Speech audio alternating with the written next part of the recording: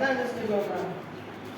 நீங்கெல்லாம் ஒரு வியாபாரிகள், வியாபாரத்தின் மூலமாக கிடைக்கக்கூடிய லாபத்தை எப்படி நம்ம பாதுகாப்பாக வைப்பதற்கு ஒரு பாதுகாப்பு பெட்டக வசதி, அதுக்கு எளிமையாக விளங்கக்கூடியதான் என்னது வங்கி. இப்போ வங்கியானது ஒரு நாட்டினுடைய வாணிபத்திற்கு முதுகெலும்பாக செயல்படக்கூடியதான் வங்கித்துறை. சரியா?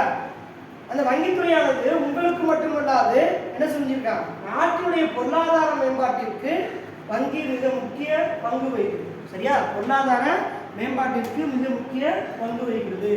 அப்ப இந்த வங்கி எப்படி சார் தோன்றுச்சு, எந்த வருஷம் தோன்றுச்சு பாரு, 1656.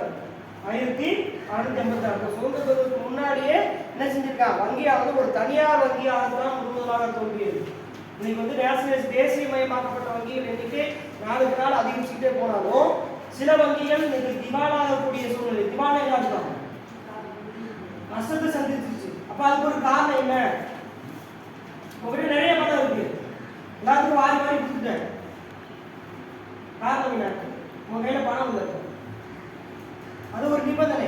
இத்தனை குறிப்பிட்ட காலத்துல எனக்கு வட்டியை அசலும் சேர்ந்து என்ன செய்யணும், திரும்ப கட்டிடணும், எந்த விதமான நிபந்தனையும் இல்லாம என்ன செஞ்சுட்டேன், எல்லாரும் கேட்கணும்னா கொடுத்துட்டேன். இன்னைக்கு தேசியமயமாக்கப்பட்ட வங்கிகள்ல என்ன பண்ணிட்டு இருக்காங்க, மிகப்பெரிய கோடீஸ்வரர்கள் என்ன செஞ்சுட்டு இருக்காங்க, கடன் வாங்கிட்டு வெளிநாடு தச்சுக்கணும்.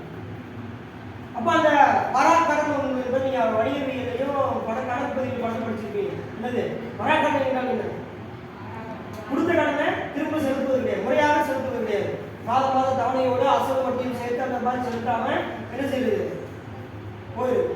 அப்ப அது பேங்குக்கு நஷ்டம். அப்ப அந்த சூழ்நிலையில இன்னைக்கு தேசியமயமாக்கப்பட்ட வங்கிகள் இன்னைக்கு அதிகரித்தாலும் இன்னைக்கு நஷ்டத்தை சந்திக்கக்கூடிய ஒரு சூழ்நிலை இருந்துருக்கு.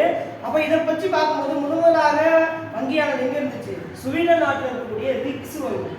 ஸ்வீடன் நாட்டில் இருக்கக்கூடிய ரிக்ஸ் வங்கி தான் முதலாக தோன்றுச்சு சொல்றாங்க. அடுத்து வங்கி கலையின் அடிப்படையில 1864 தோற்றுவிக்கப்பட்ட, இப்ப பணத்தை எப்போ சார் அச்சு வெளியிட்டாங்க, 1864 தான் பேங்க் வந்து பணத்தை ஒரு உண்மையான பணம் அப்படின்னு சொல்லி 1824 என்ன செய்யறாங்க, பணத்தை அச்சுட்டு வெளியிடுறாங்க. அந்த பணத்தை அச்சுட்டு வெளியிட்டது யாரு, இந்திய வங்கி கிடையாது, என்னது இங்கிலாந்து வங்கி, இங்கிலாந்து வங்கி அப்படின்னு சொல்லி. சரியா?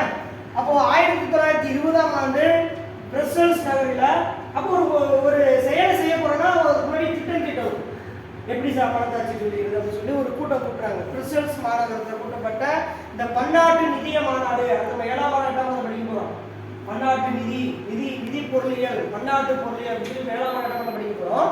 அந்த மாதிரி ஒரு பன்னாட்டு நிதிய மாநாட்டில் எடுக்கப்பட்ட முடிவின் அடிப்படையில் தான் 1923 முதல் 1954 வரையான காலகட்டத்தில் பெரும்பாலான நாடுகள் 1764 இங்கிலாந்துல என்ன செஞ்சாங்க, முதலாக வெளியிட்டாங்க.